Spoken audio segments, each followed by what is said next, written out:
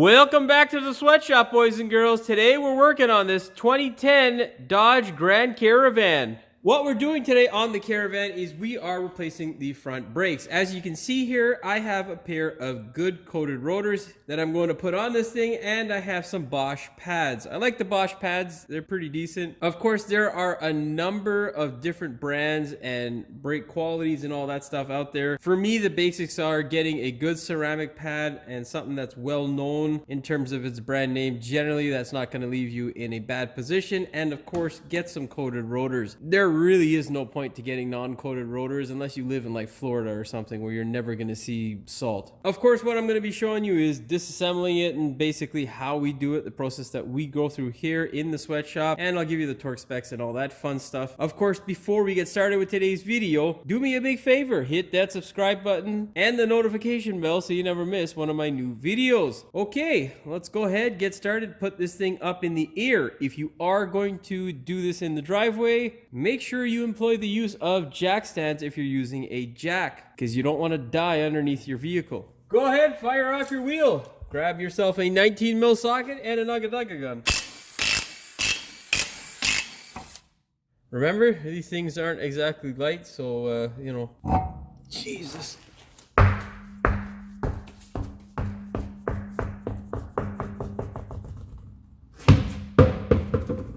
Next step, take your flat screwdriver, stick it in between the pad here and the caliper, and just pry this thing forward. All we're trying to do simply is take the pressure off of the caliper. This step here also shows you how much of a pain in the ass you're going to have. Because if the thing doesn't want to move, well, either your caliper is going to make you cry, or the guide pins on the caliper bracket. One or the other, they're not working. Yeah, it's gonna suck. I mean, you don't have to go this far. I'm just having fun, enjoying this. Okay, yeah, that's that. That's the car telling me it's enough. Grab a 13mm, preferably a flex socket, and hammer off these two bolts. Then grab your caliper, place it on top of your rotor. Well, as you can see, come off. This is why we are doing the pads. Doesn't exactly have much pad life left there. Say that's about like a millimeter at the top, maybe a millimeter and a half. Yeah, so I'll be back. Go ahead, grab a 21mm, flex or straight, doesn't really matter, and then just hammer off the caliper bracket bolts.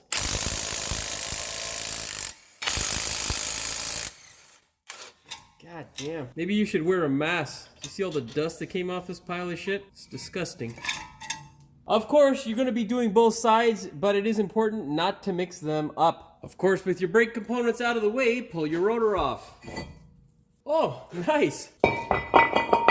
I was not expecting that. This thing's actually in fairly decent condition, so I'm not gonna have to grind all sorts. Yay, good job, somebody. It wasn't me, but some people out there are still doing what we're supposed to do as mechanics. The proper job. Yeah, now there's minimal crap to do on this. Hopefully, this is what yours looks like if you're in the Rust Belt. Usually it doesn't look like that. Usually it's, well, horrible looking and just full of rust. But go ahead, get an assortment of grinding tools, the ones that are applicable to get the rust off of the surface of your hub, and I'll show you what I do for this thing soon. Now, there are generally two types of tools that I use to complete this task. This one here is the main tool, just a 2-inch wire cup with some knotted bristles. If I have any stubborn pieces on the flat surface here, just a grinding disc like this. Now, I'm gonna do half on camera so you guys get the idea of what I do, and then I'll do the rest off camera, because it's it's loud, annoying, and really no one wants to watch that sort of stuff. Anyhow, make sure you employ the use of eye, ear, and nose protection, because you know you don't want to get sick with this sort of crap. It's rather toxic stuff.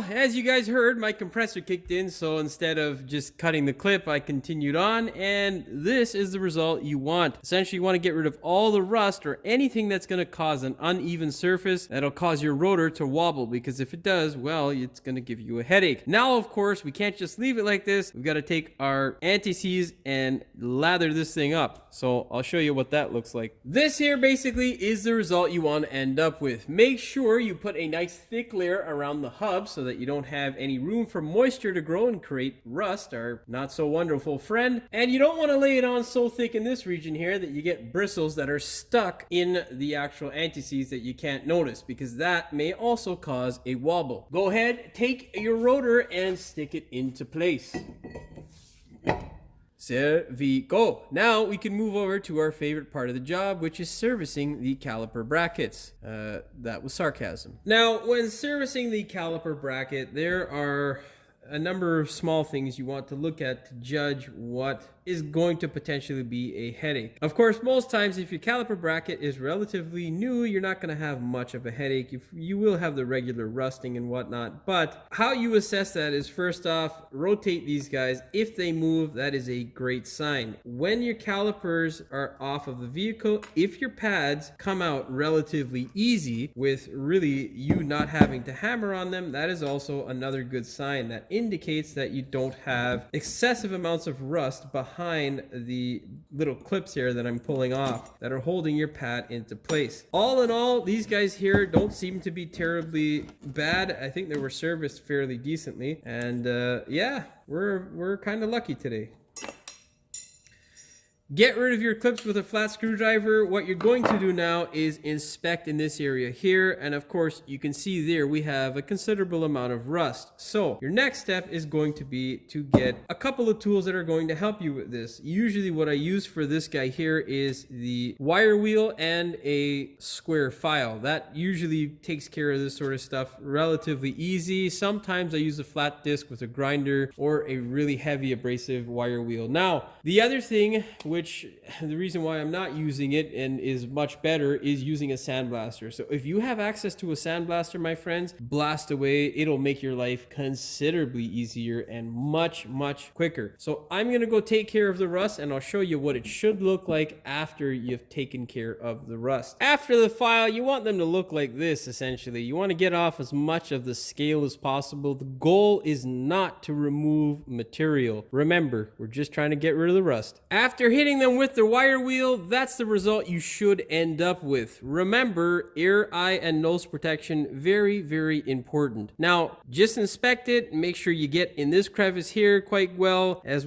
on the opposing side. And again, remember, you're not removing material, you're just taking away all the rust and grime. This isn't an absolutely necessary step, but it is something that I have been doing for years and I have found great success with. Make sure you coat your hard work with some sort of paint. What I usually use is zinc weld-through primer. This stuff is great and usually lasts at least 4 to 5 years on the caliper bracket. So, you know, you don't have to take my advice, but hey, you know, you are watching this video for a reason, and hopefully is to gather good advice. So make sure you spray your caliper brackets. You don't have to spray the whole thing. Of course you can if you'd like. In this area here is most integral because you want this thing to last as long as possible. Then give it a good 10 minutes to dry off, and then you can go ahead and put the clips in. In the meanwhile, though, you can do the sliders. That's what I'm going to do on the other side caliper. And yeah, if you want, that's the stuff there. Zinc weld-through primer. Make sure you shake the hell out of it before you apply it. Now, as you can see here, I've got both my caliper brackets. The reason why I have both of them in the shop is to show you that it is really easy to mix them up. So if you're easily confused, make sure you put identifying markers. Most car manufacturers don't come with a left and right indicator, and the ones who do, by the time you actually get to them, well, they look like this. And can you read that part number? Yeah, no, that says TRW, but there's not a chance you'd be able to actually see that without sandblasting it. So yeah, save yourself some headache. Now, what we're going to do is separate these guys here. We're going to pull them out. I'm going to show you how to do just the one here, and then we will put it back together. And I'm going to do all the rest off of camera. So what you do is pull the slider out, of course. wipe it all off. Get all that smutch and crap out of there. But they do have quite a bit of corrosion around the top here. So we're gonna take our wire wheel again, put on our eyeglasses, and then just clear away all the crap around the neck. You should end up with a result like this. That looks way worse in the fucking light. Just trying to rush through it so, you know, I can get this goddamn thing done. But, yeah. This is what happens when you rush things, boys and girls. You don't get shit done properly. I'm gonna go finish grinding this thing and then we'll paint it because it's so porous. Okay? I shall be back. So, this is what it should look like. It's extremely hard to get every little bit of rust out there, but what we're going to do is go ahead now and spray paint just this top portion here because it's quite porous. That way it doesn't rot up. So, of course, get your zinc primer and shake it well before you apply. God damn, I'm getting old. That there should be your finished product. Now, the other key thing besides letting it dry is to pull off your other side slider. Oh, this one's even worse. Jesus. Now, oh, this one's horrible. But anyhow, if you have a situation like that, grab your caliper bracket and flick the boot like that. You'll see all that dust come out of it. You do not want that stuff making its way into the bore. Unfortunately, well, I should just replace these, but I don't think we can get them now. Okay, whatever. We'll see what happens. The reason why I pulled both of the sliders or guide pins out is specifically we want to make sure, of course, that we don't have anything that is different. This guy here is exactly the same as that one, so we're not in any real problem there, but unfortunately, it's rotted to crap. So I'm going to call my local parts store to see if I can get this. If not, well, we're going to have to make these stupid things work. I'll be back. All right, now we can go ahead and I'll show you how to put these clips in. What you're going to do is ensure that this flat portion of the clip is towards the top of the caliper bracket. So if you put it in like this would be wrong. You want this guy on the outside and the flat portion on the inside. So this is what you should end up with. That flat portion there on the inside, this flat portion here on the top side, and then this curled side on the outside of the caliper. And then this one, of course, would be the opposite way. And there you go. There are our clips installed. These guys, unfortunately, weren't in stock, and it was quite fun grinding the hell out of them in order to get them to cooperate. What you're going to do is basically take this guy here, lather it up, and put some grease in there if it's dry. I brake cleaned this hole because it was so disgusting. And what you're going to do now is, obviously, after you let all of this stuff dry, you're going to coat the hell out of it with some nice, thick brake grease. The clean flow stuff, if you're wondering, it works well, but God almighty, does it stink. I don't know why it smells, but it just smells like chemical death. Anyhow, spin this guy like so. Make sure you get it all the way around and then slide it on in. Yeah, see, and this is why I would have preferred to replace them. Yes, we have a decent seal, but we also have a little bit of air able to escape. And that, my friends, is what causes condensation to get in. And when you get condensation inside of any metal surface that is exposed, well, it rusts to hell. So yet another reason as to why you want to go ahead and coat your ground down surface with some paint. That way you don't have an issue that tissues won't solve.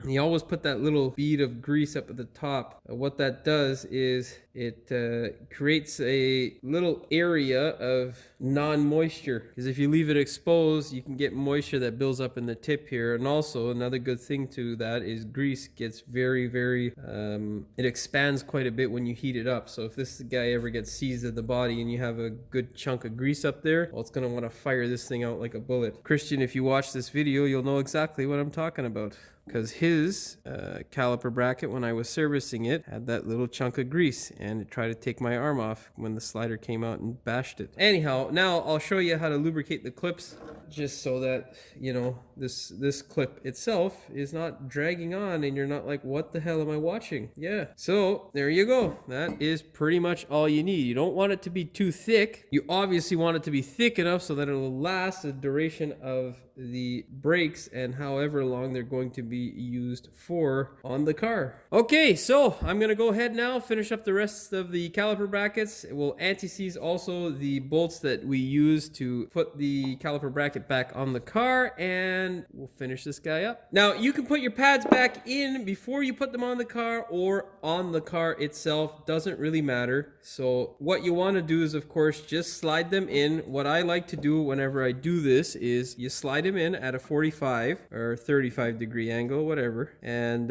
you just force down on the tab toward the bottom of the caliper and slide it in nice and gently. And there you go. That's all she wrote. Now the key to making sure you've made the right decision is if they fall out when you twist them like this, well, put them in when you put them on the car. Okay, one last thing. The torque on these guys is a bit high, so not only do we do the shaft, but we also do the head of the bolt. That way, when you go to torque it, it doesn't bind up or skip around. If you've ever torqued a bolt with a really high torque value, you'll notice that it binds, and then as you're cranking, it'll spring back, or just spring essentially, and you're not torquing it the proper way it should be torqued. So the way that is curbed is by adding some lubricant or some anti-seize. Grab your caliper bracket, slide it on into place. Be sure not to hit the rotor. You don't want to gouge your coating, and you also don't want to leave any grease on your rotor. Thread in your bolts by hand. Don't ever run them up with a, well, you can run them up, but don't try to thread them in initially with a power tool. That would be a bad idea. Then you're going to grab your torque wrench, set it to 125 foot-pounds or 169 Newton meters.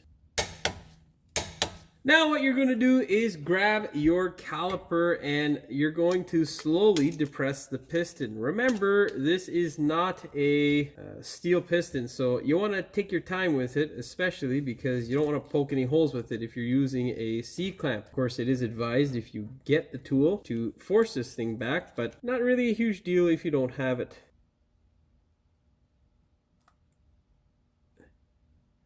Damn it, I can't remember what the hell this material's called. I'm trying to think about it because I want to tell you at home because it's not steel, but you know what's going to happen is when I'm on my way home and my brain starts to relax from the day's crap, that's when I'm going to remember. And I think it's phenolic. Damn it. Whatever. Anyhow, it's a non-steel piston. Of course, go ahead, slide your caliper into place. Make sure you depress your guide pins when you do, and then you can go ahead and install your bolts. Always run them up by hand. Do not run them up with a gun. That would be a very bad idea. Also, don't forget to anti-seize your bolts. If you don't have anti-seize, grease is fine enough. Not a problem. And then set your torque wrench to 26 foot-pounds or 35 Newton meters.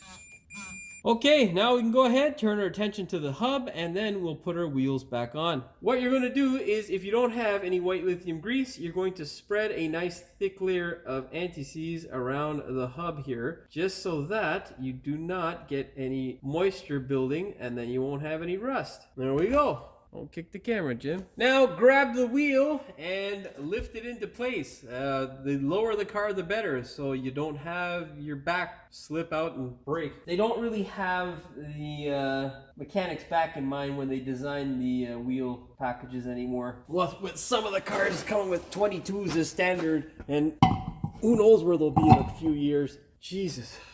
Man, oh man, these things are getting heavier and heavier. I mean, I will admit, though, I am getting older, which means I'm getting weaker and weaker because I never have time to maintain my body at a gym or, you know, any sort of strength training. I guess you could call this some sort of strength training. It's more like stupid barbarian work. But anyhow, get yourself a 19 mil and fire on these nuts.